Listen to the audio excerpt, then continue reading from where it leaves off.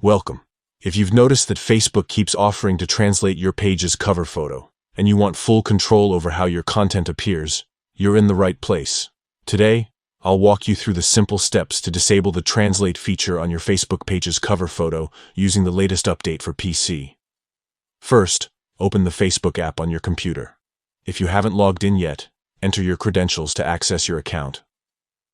Once you're on your main feed, look to the top of the page. At the top, you'll see your profile photo. Click on it. This will take you directly to your personal profile, but you'll want to focus on your Facebook pages. Find the list or menu where your pages are displayed. Click on the page where you'd like to turn off the translation for the cover photo.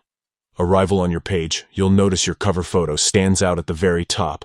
Move your mouse over this image and give it a click so it opens up in a larger view.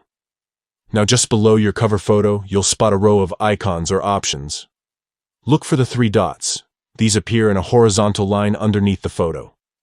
Click on those 3 dots to reveal a drop-down menu with several features. From the menu, find the option that says Turn Off Translation. Click on it.